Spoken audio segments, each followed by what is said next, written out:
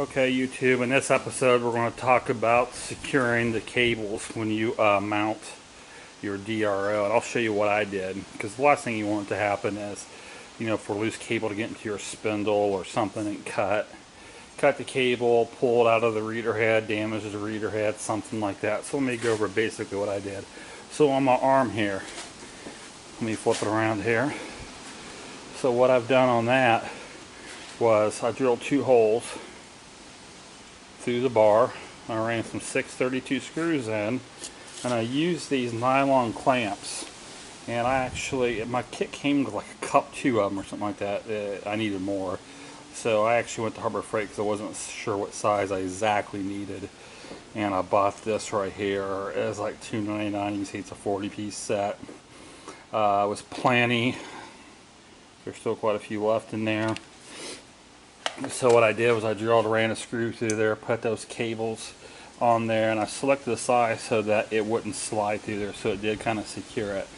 So a couple things to think about when you do that is, one, you want to be able to rotate the monitor around, any direction you want without the cables, getting snagged.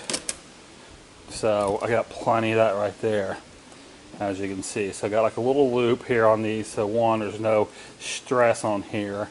Alright, and then on my reader head I actually have a box here. So next thing I did was I used a zip tie there, and I secured the cable, because like I said, you don't want that flopping around, so it's out of the way, it's plugged in.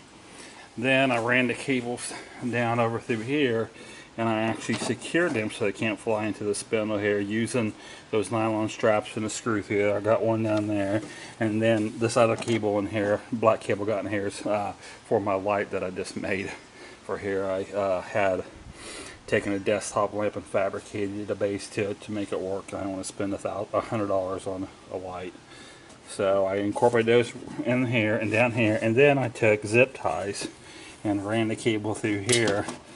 Ran them through here every so many inches right down through there, so that